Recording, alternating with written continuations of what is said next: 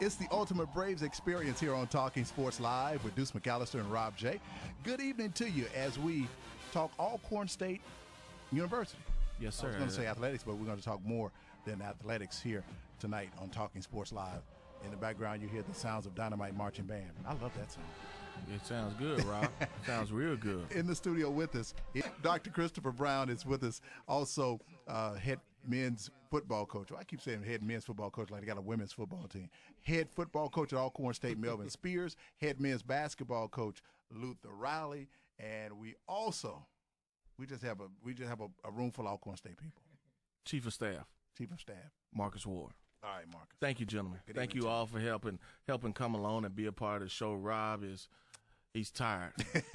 Him and Coach Riley been all over the state getting players, getting athletes. I believe Coach Spears had him outside this morning, or some had him out on the practice field in the hot heat. In the hot heat. Well, first of all, I want to ask Coach Spears a question. Coach, how are you dealing with that heat? Well, certainly we've had an opportunity to have our guys in this summer. They did an excellent job. The strength conditioning coach, we really got them whipped into shape. And we really hadn't had any problems with the heat at all. One of the things is that you got to keep them hydrated. You know, we got an old family trick. We give them pickle juice to keep them from basically having cramps and things of that nature. Does that work? It worked. We hadn't had any cramps, so knock on wood. So certainly we've done a good job with it. Wow, man. Rob, you never heard of the pickle juice? You hydrate them with pickle juice. No, I have not. Yeah, he's not an athlete. I do like pickle juice, but he's not an athlete. Semi-pro. But wow, man, I'm telling you, I know it's hot in these days, and of course, it's always hot during the summers in Mississippi. People always talk about how hot it is. But Coach, you ever consider moving the practices down to the time where you actually play a game? But I guess you'll be playing games in the afternoon also. Well, early on, we didn't really consider it simply because of the fact that we got to get them in the kind of shape that we want them in. But the thing is that you just got to pay a lot of attention to the hydration of them. And particularly what we do is that each position coach has a responsibility to make sure that his players are basically hydrated. Coach, talk about some of the players that you got coming back. I think if you have not seen this kid, you definitely need to go see him, just being a fan of sports in general. But Air Canada obviously is a special quarterback. But talk about him as well as some of the other players that you have coming back. Well, we have an outstanding group, particularly at the quarterback position in Air Canada. And Air Canada has all the skill sets to be a good one.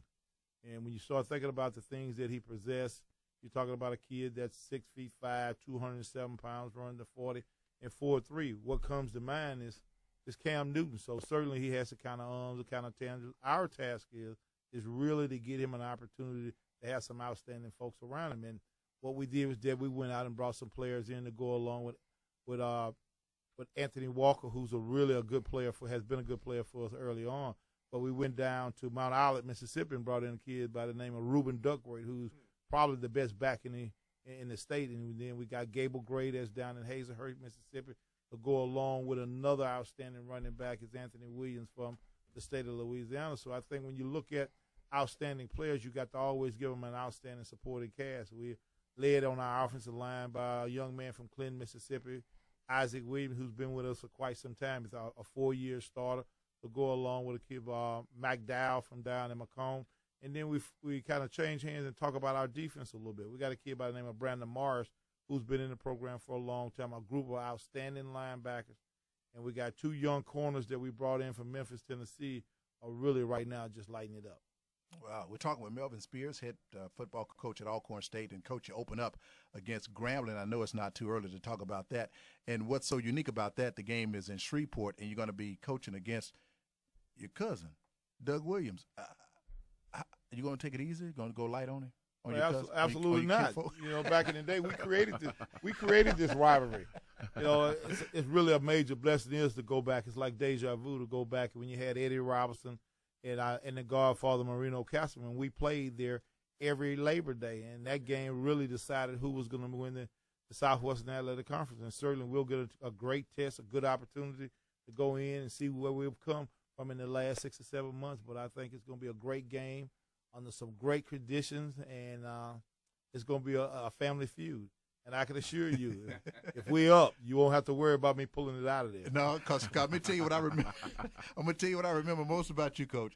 You were coaching, I think it was Grambling, and you were just beating Jackson State to a pulp. and you kept scoring, and you kept scoring, and you kept scoring. And the coach at that time complained after the game that you were running it up. And when I asked you that, you said he kept his starters in. I keep mine in. Well. The matter is that if he wasn't trying to score, then I wouldn't score. But every time he tried to score, that's our job on the offensive side of the ball.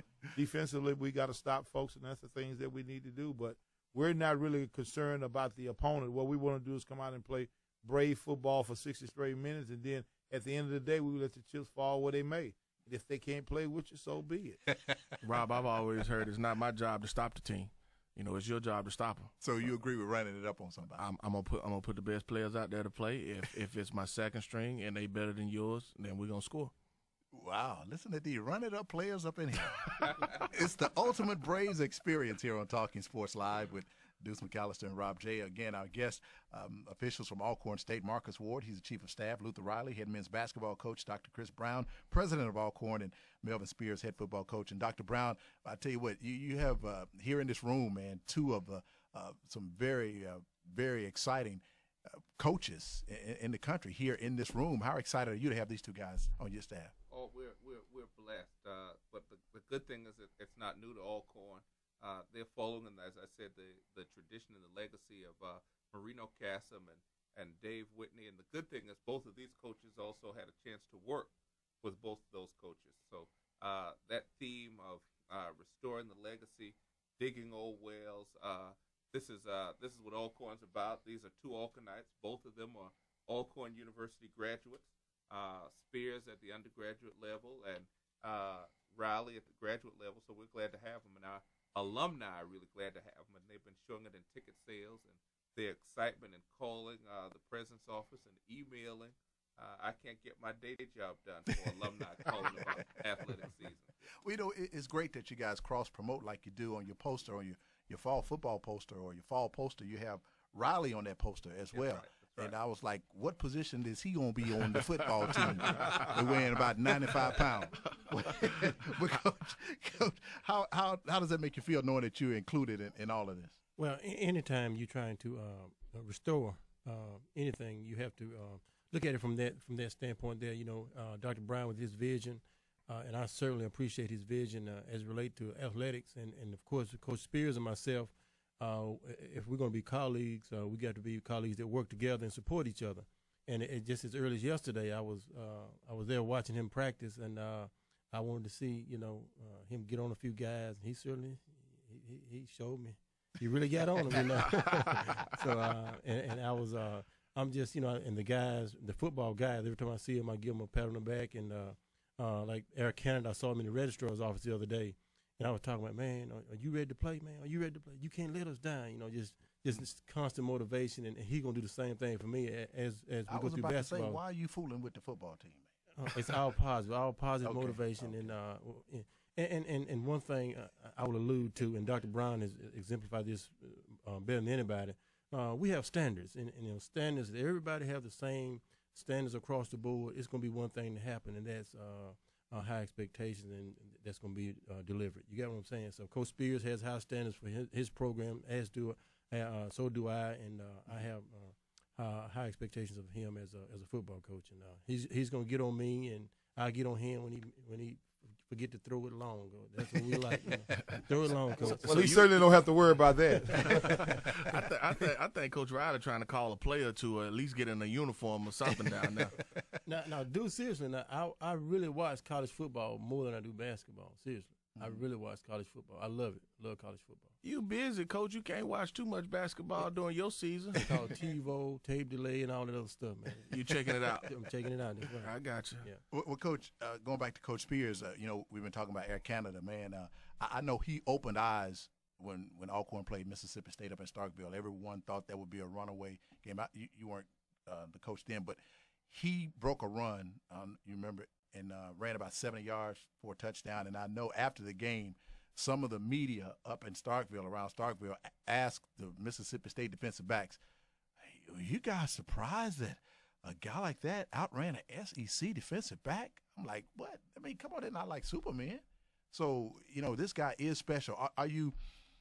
What are your thoughts on him not making first-team SWAC, or does that matter at all? Well, right now it really doesn't matter. It gives them a little motivation to do the things that we need to do.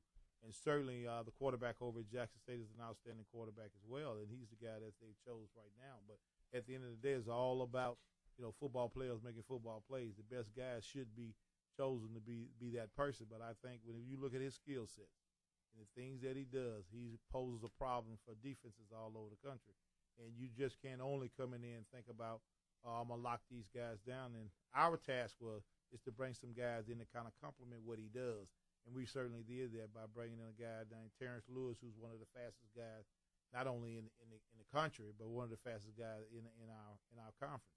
So we went out and brought some young men in from New Orleans, Louisiana. A young man named, we call him Toki George, who is just lighting it up over it. It's just blazing to go along with 4 or 5 others. Jaquez Caldwell, who's a 20.4 200-meter man. So one of our things is that we had to increase our speed factors on the outside and make them have to adjust to know exactly where our candidate is. So that's where our task was early, and we certainly accomplished that.